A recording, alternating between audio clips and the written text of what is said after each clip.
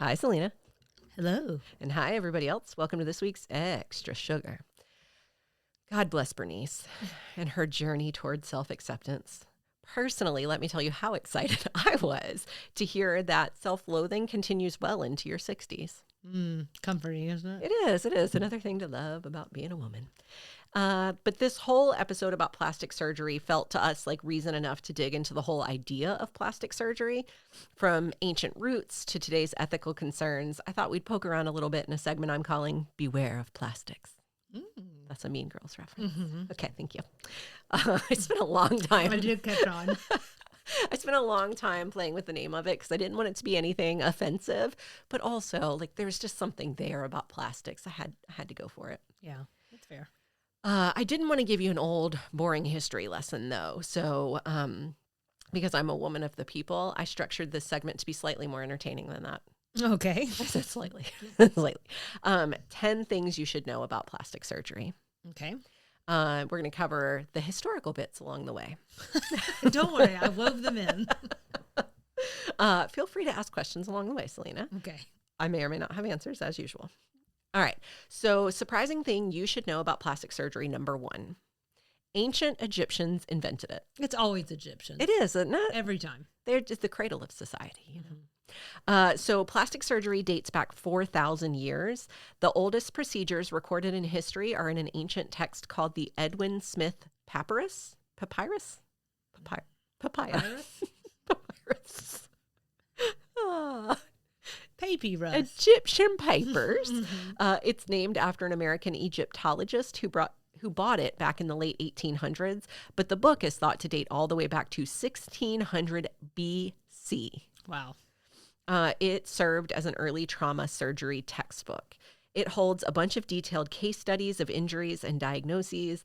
In the world of plastic surgery, the most notable procedure is something Bernice would have understood. It's kind of a medical procedure for a really rudimentary rhinoplasty. I see you looking at me, Charlene. Rhinoplasty is a nose job. Oh, thank you. It was technically a treatment for nasal injuries, but either way, it involved manipulating the nose into the desired position before using wooden splints, swabs, and linen plugs to hold it all in place. Oh, interesting. A CNN article I found, which of course I'll link to in the show notes, talks about evidence that Egyptians pioneered prosthetics too. So they gave the example of a mummy that they found in 2000 who appeared to have a prosthetic toe, which they theorized was to help the person walk. So they actually tested the theory by having like humans of today put it on and try to walk around. Oh. To test that was really the purpose of the prosthetic. Oh, that's... And indeed, it seems like it was. Well, there you go. Isn't that weird? And then when they opened up the tomb, there was the first iPhone. Uh-huh. Did you see that same news article? That didn't happen, Selena. Fun fact number 2, and I'm a little nervous. I recounted these facts several times. Okay. I'm mildly concerned I don't actually have 10, but just go with me. Fun fact number 2 has to do with why we call it plastic surgery. The term plastic surgery comes from the Greek word plastikos, which means to shape or mold something. The term was first used in the 1800s to describe the process in which doctors or surgeons reshaped or molded body tissue. Okay. Along those same lines, the plastic surgery of yesteryear had much more to do with medical necessity than the cosmetic plastic surgery we talked about this week in Designing Women, or that you might just be thinking about. In fact, thing number 3 that you should know about plastic surgery is that the first massive wave of plastic surgery enhancements or like advancements actually occurred because lots of soldiers after World War I or during World War I needed a lot of reconstruction. Okay, that makes sense. It's also very sad. Oh my God, it's very sad. The war and their related injuries, combined with the fact that scientists had now discovered and perfected the idea of blood transfusions, meant that they could try things they hadn't been able to do before. So like they were trying facial reconstruction so injured soldiers could like breathe and eat properly. Yeah, I'm just imagining all this very rudimentary versions of this. And So the CNN article that I mentioned above quoted the author of a book, Andrew Bomji, about the history of plastic surgery. And he talked about how influential the war was in progressing the techniques of plastic surgery. So I thought this part was really interesting. I think you were talking more about rudimentary procedures, but this is sort of like the process was kind of interesting. So he's talking about Queen Mary's Hospital in London, and he said that like lots of patients were concentrated there. It was sort of like a hub for rehabilitation and like these types of surgeries. So he said, quote, "You've got literally dozens of surgeons working there, and they can bounce ideas off of each other. We have photographs of 2 operations happening in the same operating theater at once, which from a cross-infection point of view nowadays would be completely forbidden. But you have this incredible exchange of ideas and the development of reconstructive techniques." So literally, while they're operating on the people, they're talking like, did you try this? Have you considered this? What if we do this? Also, just this idea of an operation theater. Theater.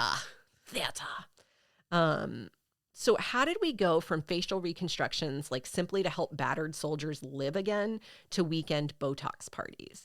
Well, after the wars ended and the reconstructed soldiers all returned to their new normal lives, that's a terrible way to say that. I'm sorry. After the wars ended and the soldiers returned home, plastic surgeons started looking for new ways to keep their specialty moving forward. So this is fun fact number 4. In the 1950s, we saw a new breast augmentation option. Finally. There was no saline or silicone yet. Can you think of what they used in these early days? Jell-O. That's a good guess. Yeah, I mean, I don't have no bean bags. What about a sponge? Oh, that seems terribly unsanitary. Mm-hmm. Okay. Mm-hmm. And also, they harden up eventually. Oh, God. So the first silicone implants would actually be about a decade away. By the 1960s, silicone implants were much more common. The sponges didn't work, needless to say. Fun fact number 5 is that today's plastic surgery option du jour, Botox, came along shortly after breast implants. But like usual, it was for an entirely different reason. It was actually developed in the 70s as a treatment for crossed eyes. Oh. I guess at some point, though, someone realized it also tackled pesky facial lines. Huh. It's always so interesting what something was developed for versus what we know it for today. For sure. And I think plastic surgery is one of those medical specialties where I feel like I saw a lot of that because I was just trying things out. Just trying stuff out and see what works. Yeah. Fun fact number 6 is that there would still be several decades after that, after those first breast augmentations and the first uses of Botox, for cosmetic plastic surgery to outpace reconstructive surgery. So by the 90s, that's exactly what happened. By 2005, the number of cosmetic surgeries was double that of reconstructive surgeries, according to the American Society of Plastic Surgery. So there was definitely a blow up of cosmetic surgery around the time this episode aired into like the 2000s. Sure.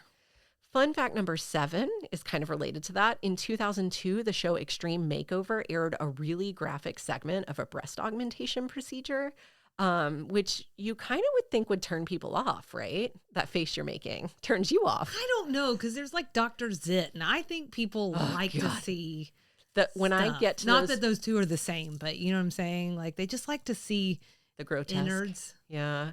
Let me tell you, I don't. I'm not spending a lot of time on social media these days, and it's because of this realization. I would spend so long poking around on TikTok that I would get to the Dr. Zit videos and I would watch like 20 minutes of them and then realize I've seen all the internet has to offer. I'm done. I've seen enough for today. I can't stop watching them. Really? I cannot stop watching them. I can't even. I cringe. I cover my face and I still watch them. There are some that are too much for me. I think this Extreme Makeover show would have been too much for me. However, 250,000 women got breast augmentations that year. That was a 147% increase from 5 years prior. So kind of like that normalization of cosmetic surgery in mainstream media, it kind of made it like a more realistic option for people. It also has put me in the mind of that show, The Swan, that came out. I haven't thought about that in a really long time. I think that was 2003. And they just like did a hairline to toe makeover. I might have come across that in doing my research for this. That definitely was part of that wave of normalization of plastic surgery. So thing you should know, number 8, is that in 2021, the plastic surgery industry experienced the Zoom boom, or a wave of people looking for plastic surgery post-COVID, because they just spent an entire year looking at themselves on Zoom and the cameras are not flattering. What do you mean? I love it. It's so horrible. It's so good for your psychology to sit there and look at your face for so long. I've made mine as tiny as possible. Sometimes I'll just minimize the window altogether so I don't have to even look at myself. I can only see the person who's talking. Sure. But then I start to get Your face paranoid. is still this big on the other person's screen. Right. That doesn't help. It doesn't help. A highway sign. So a UCLA health article that I found said, quote, according to a 2020 survey published in Facial Plastic Surgery and Aesthetic Medicine, 40% of respondents who had never tried cosmetic procedures before have been inspired to pursue them based on how they look on video conferencing platforms. Most expressed interest in non-surgical options, including neurotoxins like Botox and injectable fillers. Today, less is more. Yeah, and it just, I feel like it goes so fast. Like it's a, what do you call that? Spirals? Yeah, it spirals really quickly. Like you start with just, let's take care of these lines right here. And then all of a sudden you've got a facelift. It's so challenging. And we've circled this issue before. And it's like, I never want to yuck anybody's yum. Everybody should just do what they want to do. But, it does seem to get out of control if you're not cautious. And you would hope that maybe like the providers would help kind of like throw up the caution tape and stuff just to make sure that you're taking it like one thing at a time and you're not getting into deep waters before you're ready to swim and all of this stuff. But they're making money, so it's going to be a little, not maybe almost subjective audience, and that's too bad. Not to say I'm sure there are lots of plastic surgeons out there that really care and they're not trying to take advantage of you. But gosh, how do you know until you're there? Yelp? Until you're poor Bernice with your nose reconstruction. Right. Yeah, I think the surgeon is super important. And I personally do not do, or have not done, I should say, Botox or fillers or anything like that. What I will say, though, is just given our age and where we are in life, I know a lot of people who have. And it really comes down to having the person that you trust do it and having a really blunt conversation. I don't want to look plastic. Well, I mean, and if we're to take people at face value, and obviously I haven't fact-checked this statement, but like you're really supposed to start the Botox stuff young. Which is so crazy because who has the money? Yeah, this seems tough. Anyway, plastic surgery seems limited to reconstructive or cosmetic types, but fun fact number 9 is that there used to be a subspecialty of plastic surgery, sort of like a weird cousin to cosmetic plastic surgery called prison plastic surgery. Wait, hold on. Prison, like okay. Jail. Okay. Have you heard of I guess you haven't heard of this. No, because I was like, prism? So this was a plastic surgery offered to and performed on prisoners as a means of social rehabilitation. The idea was that like it would reduce the rate of recidivism to do some of the things I'm going to talk about in a second. So this type of surgery included nose jobs, scar removal, and tattoo removal. I was thinking tattoos. And it was normally provided as part of a larger package of care, like work training and psychological services. So the idea, again, was that by making prisoners look, quote, more normal, they'd fit into mainstream society better when they left prison. So these programs, they began in the early 20th century. They were actually commonplace until the early 90s. They took place across the U.S. In 42-ish states. The UK, Canada, and Mexico. And since I'm talking about them in the past tense, I think that would imply to you that they've ended. Well, they ended because the ethics were, shall we say, questionable. While one examination of some of the mid-20th century prison programs did suggest that plastic surgeries reduced recidivism, in some cases they actually dropped it from 76% to 33%. Scholar Jessica Mitford wondered if prisoners were really in a position to consent to these procedures. So she wrote in Kind and Unusual Punishment that a doctor told her that inmates had become, quote, our companions in medical science. This has been a rewarding experience both for the physician and the subjects. But a lot of people have noted that, like in a prison dynamic, there's just too much undue influence for the prisoners to consent fairly. So, like, you offer them this thing, they can't really say no necessarily, but they might not really want to do it either. So the whole argument was, like, this is unfair consent. It's not completely fair. So they stopped the programs. So that leads us to the final thing you should know of this segment, which is sort of like 15 things you Look, should know all in one. you counted to 10. Was it 10? Yeah. Okay. Okay. As long as I didn't skip any numbers. Somebody will tell us. Basically, it's that plastic surgery is an ethical minefield. So like we just mentioned, informed consent is a huge issue in all fields of medicine, but also in plastic surgery. But there's like a ton of other issues to consider. To me, the ones that stick out the most relate to body image and mental health and cultural and societal pressures. I feel like these are just super relevant to us and the things we've talked about on the show. So I kind of wanted to talk about both of those briefly. So we have both sides of the coin. First important caveat, I think it's well established. You just said it a few minutes ago. You do you kind of gals, like no judgment. It's all about you. You do what feels comfortable to you. I think I have opinions and I have thoughts, but I don't live your life. So ultimately, it does not matter what I think. That said, I do think there's value in considering all the angles of plastic surgery and making sure you're really doing it for you and not for what society thinks is best for you. So in my own personal experience and after all the research... And how do you even tease that out? It's really challenging. I think it's a lot of self-reflection. Yeah. It's a lot of self-reflection.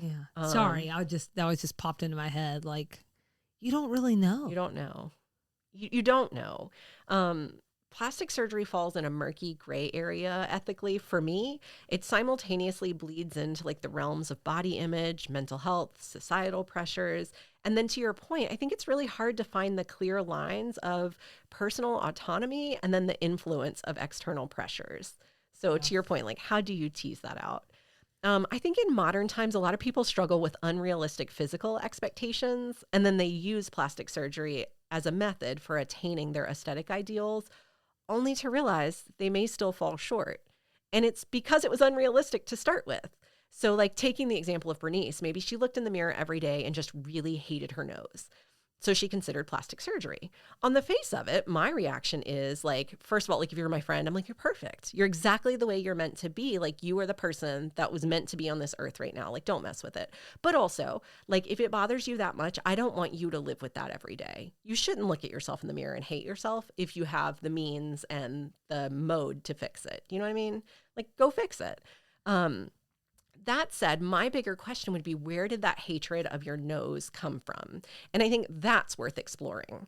I think if you're struggling with something related to your physical experience or your physical appearance, don't ever make the mistake of thinking it's a you thing. There are probably and have always been for most of your life, these forces outside of your control that have built a narrative that it's just really hard for you to unhear now. Is it reason enough then that you should get surgery to fix it? Maybe. But just think about it. Think about whether you really hate your nose or if someone's told you your whole life you should hate your nose. So when I think of nose jobs, it's hard for me not to think of the so-called Jewish nose. This is something that has like come in and out of the media over the years, especially like Bradley Cooper was in a movie where they gave him a quote unquote Jewish nose, which was just like a whole thing. Oh, yeah. But I ended up Googling it because I felt like this was so relevant to the storyline we're talking about, and it's so relevant to this like societal perspective as well.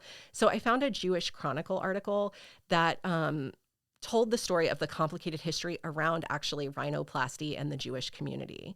So the article was written in 2023, and it noted that more Orthodox women were pursuing rhinoplasty before they begin dating. And that surgery is often like enthusiastically supported by their families. So this was sort of just like making themselves a more attractive partner for their future husband. But the article noted that historically Jews have gone to great lengths to disguise their, quote, Jewish nose as a means of assimilation. So the article said, quote, not necessarily an aesthetic choice, but often a safety mechanism to protect oneself in a hostile environment. So at some point, that complication was further mixed when experts and medical providers began telling them there was something wrong with their noses. So as early as 1850, a Scottish anthropologist described the Jewish nose as, quote, a large, massive, club-shaped hooked nose 3 or 4 times larger than suits the face. Okay. He concluded, quote, the Jewish face can never be and never is perfectly beautiful. By the early 1900s, surgeons were arguing that fixing, quote, racial characteristics in patients can improve patient well-being. But a 2001 paper published in the medical journal JAMA In that article, surgeon Beth Preminger essentially argues that by lending credibility to cosmetic and aesthetic prejudice, doctors actually helped perpetuate stereotypes, prejudice, and in essence, racism. It's crazy, right? I was wondering when this was going to get around to racism. It had to get there eventually. I knew it would happen. Yeah, it's so sad. It's really sad. So sad. So the article then goes on to tell what I think is a really well-known cautionary tale of Jennifer Grey, who was Baby from Dirty Dancing. She decided really early in her career to address her Jewish nose. She thought it would help improve the odds of being cast in more movies. What she learned, though, was that it took away some of her identity, some of what made her unique. So she became invisible to casting staff later, and she believes her career suffered because of it. So, of course, in Jennifer's instance, the cosmetic surgery may or may not have been the boon to her self-esteem that she was hoping for. Maybe it was. It's just that her self-esteem boost wasn't enough to outweigh the reality that her new look didn't seem to have positive influence on her career. Either way, she's been pretty verbal in seeming to have regret for the surgery. So then I started wondering, is that the case for everyone, or even most people, or even some? And the answer is yes and no. I found a really recent 2022 article about self-esteem post-cosmetic surgery. They concluded, quote, "This study's findings indicate that cosmetic surgery improves self-esteem and body image, which may be of interest to health policymakers and professionals." And I found that conclusion validated in a few other places. So there is something to it. But there's a flip of it. There are some patients who experience negative feelings after cosmetic surgery. Some are really acute, like a brief depressive period post-surgery. It's probably because they're frustrated with their recuperation or because the medication is uncomfortable for them. Something really short and brief just to get them through the rehab period. But there are a lot of other negative feelings that people report that are a lot longer lasting. So some patients experience what they call like an early honeymoon period with their procedure's results. They're in love. They're so happy. But then as time goes on, they realize like they didn't get the promotion they were looking for. They didn't get the casting roles they thought they'd get. They never did get that husband or wife, whatever it is. Then they start to get depressed because they think the surgery didn't work. And then it seems there's a not insubstantial number of people who are kind of disappointed with the results because they're just still them. Like they didn't end up Kim Kardashian or Beyonce or like whoever they were trying to be. They're still just them with a new nose. You look like you're having all the thoughts. Yeah, I mean, it's like you hear that people talk about this with like success. Mm-hmm. They thought like if they just got to this point in their career or they just did, they just made this much money or whatever. And then they get there and they still feel the same. And it's because, in my opinion, you have to figure out how to be okay with your essential self. All that other stuff, whether it's looks or money or accolades, degrees, cars, houses, all that stuff is just, it's very earthly and it's very temporary.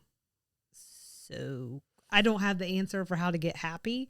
Right. I'm open to suggestions, but I know that all of these little temporary fixes or even more permanent fixes, they're just window dressing.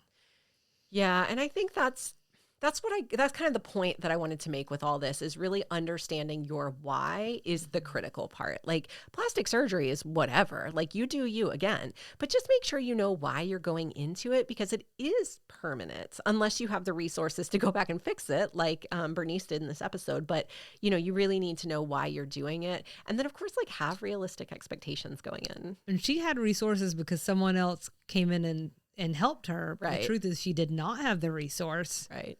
Yeah. And seems like a really terrible position to be in. For sure. You'd be stuck, right? Yeah. So it's just important to see both sides of the coin is my whole point. Mm-hmm. Before we leave the topic of plastic surgery, I wanted to mention one more thing. So obviously I did not dive into the concept of medical tourism or international plastic surgery today. It's like related, but like out there.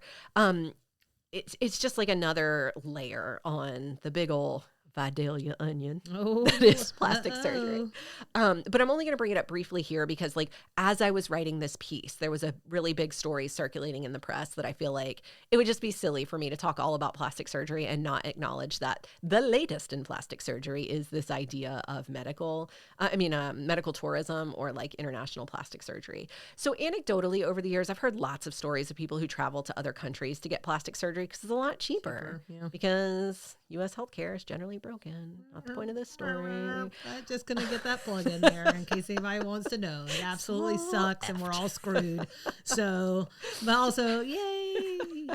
Yay, America. So stories like that usually come with some sort of warning about ensuring the safety of the place you're going to, the environments where you'll have the surgery. But like I said, right now, there's a lot of media coverage around the nearly 100 deaths of Americans after plastic surgery in the Dominican Republic. So I felt like I needed to at least acknowledge that. More specifically, it was 90 deaths of Americans from 2009 to 2022. More than half of those 90 deaths occurred after 2018. Each of the cases involved the Brazilian butt lift, or a procedure where fat from the patient is taken from somewhere else in their body and then injected into their buttocks. That's a lot. It is. I know. That's high. All but one of the patients were women, and the average age was 40. Most of the deaths happened because of blockages in the bloodstream, either blood clots or fat buildup. And in most cases, other procedures were done at the same time, which is a risk factor when it comes to plastic surgery. The general rule is like, don't pile on procedures. It just puts you at more risk. Anytime you start opening up the body and swirling stuff around, I don't care what it's for, the body doesn't like that. And so I think people see it as, while you've already got me open, do all these other Jump on things, in but it there is and- almost like overload for your body. It's just too many things at once. So scary. So a high proportion of the patients had other risk factors for embolism, or blood clots, essentially, which included obesity. So they found all this out because the U.S. Embassy in the Dominican Republic asked CDC to do an investigation in collaboration with the Dominican Ministry of Health. The main source material that I used for this bit noted that negative outcomes are not limited to overseas surgeries, not even a little bit. A separate report sort of published at the same time found that 15 cases in 9 states occurred of an antibiotic-resistant bacterial infection post-cosmetic surgery. And all of those surgeries were done at the same medical center in Florida. So just, I don't know, if you surgery safe. Florida. Oh, Florida. So let's bring this thing on home, Selena. We covered a lot of ground. The Dominican Republic before I went to Florida. Since ancient times, humankind has seen plastic surgery morph from a necessity into a choice. From the ancient Egyptian who needed a prosthetic toe just to walk, to the World War II soldiers looking for a second chance at life post-war, to the modern man looking to tighten up excess skin after weight loss so, I don't know, he can wear clothes more comfortably. Plastic surgery has been an interesting crossroads between the scientific world and the cosmetic one. For some, a means to explore our collective pursuit of self-improvement. For others, a means to an end, a chance at a happier life. Either way, the field is ever evolving, life-changing for some, downright infuriating for others, and just curious for even others. So that's the end of this week's Extra Sugar. You know where to find us. We're on TikTok and Facebook. You can email us at sweetteatvpod@gmail.com. Catch us wherever you listen to podcasts, and find us on social media at Sweet Tea and TV. And that is this week's Extra Sugar.